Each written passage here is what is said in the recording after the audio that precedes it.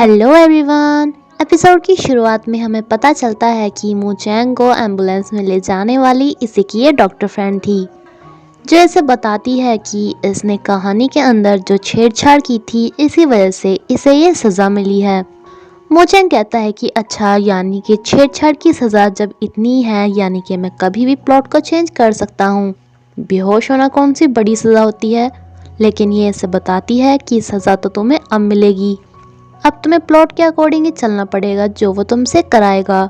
And इसे 2 drinks के साथ यहाँ से उतार दिया जाता है, जिसे समझ में नहीं आ रहा था कि अब इसे क्या करना है, लेकिन इसे इंस्ट्रक्शन दिए जाते हैं कि इसे बार में जाना है। दूसरी तरफ ये भी एम्बुलेंस का पीछा कर रहे थे, लेकिन इनकी गाड़ी पता नहीं क्यों बहुत ही कम स्पीड से चल रही थी, इतनी कम से कि लोग इनकी गाड़ी से तेज चल रहे थे। बार में होती है वैन जिंग, जो कि काफ़ी सैड होके ड्रिंक कर रही थी। एंड ये ना चाहते हुए भी इसे आके बोलना स्टार्ट कर देता है कि प्यार तो मैं तुमसे करता था, लेकिन शादी मुझे तुम्हारी बहन से करनी पड़ गई। यानी कि ये बिल्कुल वैसा सीन होने वाला था जैसा एपिसोड फर्स्ट में ये वांग ने से आकर बोला था। अब जैसे फर्स्ट एपिसोड में इसे वेंगवांग ने रोका था, तो वैन जिंग यहाँ से जा रही होती है एंड ये इसे रोक लेता है एंड सोच रहा होता है कि यार ये तो बहुत बुरी सज़ा है। एंड फिर से इसे ना चाहते हुए बोलना स्टार्ट कर देता है कि हमें एक साथ एक ड्रिंक तो करनी ही चाहिए। अब जैसे ये वांग ने इसे किस की थी, तो ये भी इसे किस करने जा रहा था, जो सोच रहा था कि यार कोई तो मुझे रोक लो, मेरा असिस्टेंट ही आ जाओ। बट तभी वैन जिंग इसे चाटा मार देती है एंड ये सोचता है कि खैर काफ़ी अच्छा चाटा था। ये इसे कहती है कि हम दोनों इतने भी एक दूसरे को नहीं जानते कि एक साथ ड्रिंक करें, बट इसके ऊपर ही बेहोश हो जाती है। एंड सोच रहा था कि यार ये किताब लिखने वाला मुझे मरवाएगा। ये वांग के फ़ोन में मैसेज आता है कि मू चैंग इसके बहुत सारे पैसे खर्च कर रहा है एक बार के अंदर। तभी ये साइड वाली कार में मू चैंग को देखती है, जिसके दरवाजे एकदम से खुल जाते हैं। ये इसे डांटती है कि हम तुम्हें इतने टाइम से ढूंढ रहे हैं, तुम बार में हो। बट ये देखकर हैरान हो जाती है कि वैन सिंह इसके साथ चिपकी हुई है। ये कहती है कि तुम दोनों मिलकर मेरे ऊपर चीट कर रहे हो। लेकिन मू चैंग की कार आगे चली जाती है एंड बस ये यही बोलता रह जाता है कि मैं तुम्हें बाद में एक्सप्लेन कर दूंगा। जब ये वैन जिंग को इसके घर पर लेकर आता है, तो इनके पापा एंड ये वांग दोनों ही इससे जवाब मांग रहे थे। ये ने बताना चाहता था कि मैं नोवा लिखने वाले के कंट्रोल में हूँ, बट एकदम से ये कहता है कि सॉरी पापा, दरअसल मुझे बार में वैन जिंग शराब के नशे में मिली तो मैं उसे ले आया। एंड घुटने टिका कर इन्हें कहता है कि प्लीज़ आप मुझे एक मौका दीजिए, दरअसल मैं ये वांग को नहीं वैन जिंग को ही प्यार करता हूँ, जिसे इस पे एक शॉट खाने को मिलता है। तभी यहाँ पर चैंग भी आ जाता है, इसलिए पापा तो यहाँ से चले जाते हैं कि अपना मैटर अपने आप सॉल्व करो। चैंग इसे कहता है कि मुझे तुम्हें कुछ बताना है, लेकिन मू चैंग इसे रोककर कहता है कि तुमसे पहले मुझे उसे कुछ बोलना है, जिसपे इसे एक और चांटा खाने को मिलता है। चैंग इसे प्रपोज करता है एंड ये भी हाँ बोल देती है, जिसपे सोचता है कि खैर सब कुछ ओवर हो गया। लेकिन ये वांग इसे कहती है कि हाँ हमारे बीच भी सब कुछ ओवर हो गया। ये इसे चांटा मारती है जो इसे नहीं लगता, लेकिन इसे दूसरी साइड से चांटा मार के चली जाती है। अब इसे पनिशमेंट मिल रही थी, साथ में इसे एक कॉन्ट्रैक्ट पे भी साइन करना पड़ रहा था कि मैं अपने सारे पैसे ये वांग को दे दूंगा। दूसरा ये कि जब चाहे ये वांग चाहेगी मुझे उसकी मसाज करनी पड़ेगी एंड मुझे उसे बिना बताए कहीं पर भी नहीं जाना। ये इसे समझाता है कि मैं राइटर के कंट्रोल में था, मैंने वो सब कुछ राइटर के कंट्रोल में ही आकर किया, तो क्यों ना जैसे कि तुमने मुझे बिना बात इतनी बड़ी सज़ाएं दे दी, उसको कंपनसेट करने के लिए हम ये रात एक नाइट स्पेंड करें राइटर को धोखा देकर। बट ये इसे मना कर देती है। तभी ये देखती है कल के एपिसोड की हेडिंग थी वेडिंग प्रपोजल। ये सोचती है कि ये कल चैंग मेरी बहन को प्रपोज कर देगा, हीरो हीरोइन मिल जाएंगे, तो कल का एपिसोड लास्ट एपिसोड होगा एंड फिर हम अपने घर चले जाएंगे। चलो इसी बात पे हम दोनों भी कल को डेट पे जाते हैं, जैसे कि मुझे तुम्हें कंपनसेट करना है। ये दोनों घूमने जाते हैं, जहाँ पर मू चैंग इसे एक नेकलेस पहनाता है। एक ब्राइडल शो होने वाला था जिसकी तैयारियों में ये लगा हुआ था, जिसकी ड्रेसेस इसने ही डिज़ाइन की थी एंड इस इवेंट की ऑर्गेनाइजर थी ये वांग की वैन जिंग। ये सोच रही थी कि बस आज ये प्रपोजल किसी भी तरह अच्छी तरह से हो जाए एंड मैं यहाँ से मुक्त हो जाऊँ। हीरो हीरोइन कितने ज़्यादा सुंदर लग रहे हैं, जब हीरोइन इसके पास आती है तो ये कहती है कि वाह, ये तो बिल्कुल ही अच्छे वाली एंडिंग है। पर तभी इसके पास एक फ़ोन आता है एंड रेंजिंग ये वांग से एक हेल्प मांगती है कि देखो ना, कि जिस मॉडल के लिए कपड़े बनाए गए थे उसे ये फिट नहीं आ रहे, इसलिए प्लीज़ तुम इन्हें पहन लो। दरअसल ये सारी प्लानिंग मू चैंग की थी, पर फिर भी इसे कहता है कि तुम्हें नहीं पहनना तो मत पहनो।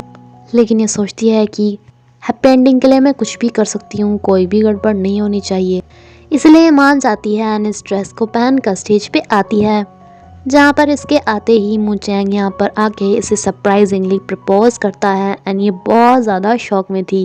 ये से कहती है कि ये सब क्या है, उसका इवेंट क्यों ख़राब कर रहे हो, हमें प्रपोजल नहीं करना, हीरोइन को करना है। बट ये इसे सब कुछ याद दिलाने के लिए कर रहा था एंड ये सारी वही लाइनें बोलता है जो कि इन्होंने कभी रियल वर्ल्ड में बोली होंगी।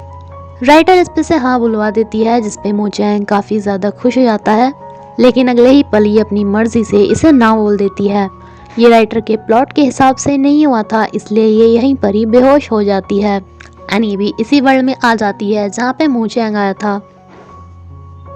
यानी कि अब इसे सज़ा मिलने वाली थी एंड इसकी सज़ा ये थी कि इसकी जगह अब नोवेल के अंदर वो पहले वाली रियल वाली ये वांग चली जाती है, यानी कि जो इस नोवेल की पहले विलन थी, जो कि इसके लिप्स के ऊपर पहले ही तरह अपनी उंगली फेरती है एंड इसे कहती है कि तुम यहाँ पे कैसे, क्योंकि इसकी मेमोरी सिर्फ वहाँ तक थी जब ये झूठ मूठ की प्रेग्नेंट हो गई थी। मू चैंग इसे गले लगा लेता है एंड जिस तरीके से इसकी देखभाल कर रहा था इसे तब बहुत ज़्यादा अच्छा लग रहा था। ये सोचती है कि मेरी स्किन को क्या हुआ, लगता है कई दिनों से फेशियल नहीं हुआ एंड नर्स के साथ भी काफ़ी रूडली बिहेव करती है कि मैं क्या ऐसा खाना खाऊंगी। बट मू चैंग के आते ही ये अच्छे से बिहेव करने लगती है एंड कहती है कि मैंने कपड़े कैसे पहने हुए हैं एंड सीधा जाती है मॉल में, जहाँ पर ये अपनी पहले वाली ड्रेस पहन लेती है, ना कि हमारे रियल वाली मू चैंग की तरह ये वांग की तरह जो क्यूट सी ड्रेस पहनती थी, बल्कि ये मू चैंग के दिए हुए गिफ्ट को भी उतार कर फेंक देती है एंड इसे कहती है कि मुझे नए वाला चाहिए। ये भी कहता है कि हाँ मैं तुम्हें दिला दूंगा। अपनी फ्रेंड को देखकर भी ये कहती है कि तुम अब्रॉड से कब वापस आई और ये लड़का कौन है एंड बाकी 3 लड़के कहाँ हैं। ये भी कहता है कि भाभी को अचानक से क्या हुआ, तो ये कहती है कि अरे वाह तुमने मुझे भाभी कहा। डैनी अपने पापा के पास जाती है एंड इन्हें कहती है कि आपने मेरी प्रेगनेंसी वाली बात को कैसे हैंडल किया। इसके पापा कहते हैं लगता है बेहोश होने की वजह से तुम्हारी थोड़ी सी याददाश्त चली गई, बट मैं तुम्हें बता दूं कि अब तुम यहाँ नहीं मू चैंग के घर पे रहती हो। इसका असिस्टेंट भी इसे कहता है कि आपका बिहेवियर बहुत चेंज लग रहा है, बीच में तो आपने क्यूट से कपड़े पहनना स्टार्ट कर दिया था, तब भी आपका बिहेवियर एकदम से चेंज हो गया था एंड अब भी। इसे समझ में आ जाता है कि बीच में पक्का कोई और लड़की आई थी, तो इससे कहती है कि हाँ मुझे ना याद नहीं, तो मुझे बता दो कि इस बीच में क्या क्या हुआ एंड ये इसे सारी डिटेल बता देता है एंड बेचारी रियल वाली ये वांग को अब जाके इस बेचारी को होश आता है, जो देखती है कि नोवेल के अंदर विलन वाली ये वांग आ चुकी है, जो कहती है कि अच्छा तो मू चैंग को ऐसी क्यूट सी लड़कियां पसंद है तो मैं ऐसी ही बन जाती हूँ। मेरे से मू चैंग को किसी ने छीनने की कोशिश की जो मेरा शरीर लेकर यहाँ पर आ रही थी, बट कोई बात नहीं। ये बेचारी चिल्ला रही होती है कि मैंने तुम्हारा कुछ भी लेने की कोशिश नहीं किया, बट प्लीज़ मेरे मू चैंग के साथ कुछ भी मत करो। मू चैंग को इस डॉक्टर ने बताया था कि उसने राइटर की मर्जी के खिलाफ तुम्हें शादी के लिए ना बोल दिया, इसलिए उसे भी पनिशमेंट मिली होगी। ये रात को मू चैंग के रूम में पहुंच जाती है कि मुझे सपना आया कि कोई भी मुझे लाइक नहीं करता। मू चैंग इसे कहता है कि ऐसा कुछ नहीं है, तुम्हें अगर ऐसे सपने आ रहे हैं तो तुम मेरे रूम में थोड़ी देर रह सकती हो। पहले तो एकदम से आ जाती है, जिसपे इसे भी थोड़ा अजीब लगता है क्योंकि इसकी ये वांग ऐसी नहीं है, बट फिर ये क्यूट बन के दिखाती है कि मैं थोड़ी देर के लिए यहाँ पर रह रही हूँ। एंड बेचारी ये वांग का चिड़चिड़ के बुरा हाल था कि प्लीज़ मू चैंग के पास मत सो एंड मू चैंग तुम्हें भी दिखाई नहीं दे रहा कि ये तुम्हारी वाली ये वांग नहीं है। ये कहता है कि सॉरी मुझे पहले तुमसे पूछना चाहिए था, मेरी वजह से तुम्हें शादी के लिए ना करनी पड़ी एंड तुम्हें पनिशमेंट भी झेलनी पड़ी। लेकिन ये कहती है कि कोई बात नहीं, नेक्स्ट टाइम प्लीज़ तो मुझे जल्दी से प्रपोज कर दो ना। अब ये यहीं पर ही सोने के लिए कहती है, जिसपे ये वांग को काफ़ी गुस्सा आता है।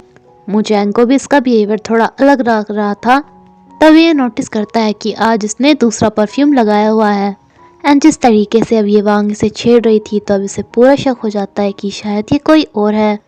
इसे अभी कंफर्म नहीं हो रहा था, इसलिए ये बोलकर इसे चला जाता है कि मुझे कुछ ज़रूरी काम याद आ गया।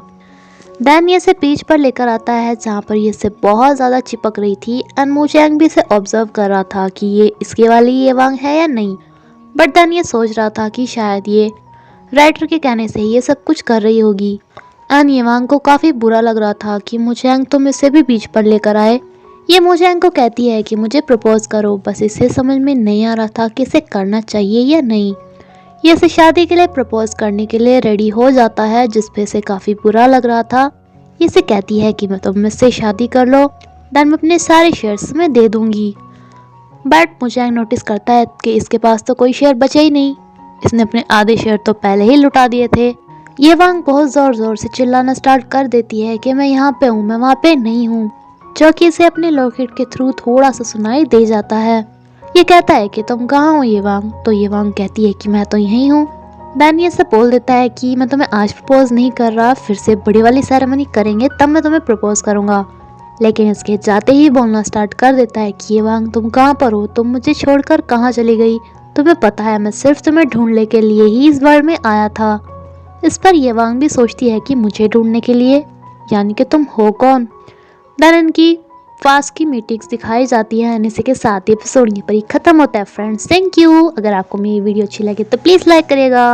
अगर आप भी मेरी तरह स्टूडेंट हैं एंड लर्निंग के साथ अर्निंग भी करना चाहते हैं, अपने दिन के जस्ट 2 से 3 घंटे देकर आप वीक के 5K से 7K तक अर्न कर सकते हैं जस्ट कुछ मार्केटिंग स्किल से। इन्फो के लिए आप मुझे मेरे पर्सनल व्हाट्सएप और इंस्टाग्राम पे मैसेज हाउ करके पूछ सकते हैं, जो नंबर एंड लिंक आपको मेरी इस वीडियो के डिस्क्रिप्शन बॉक्स में मिल जाएगा।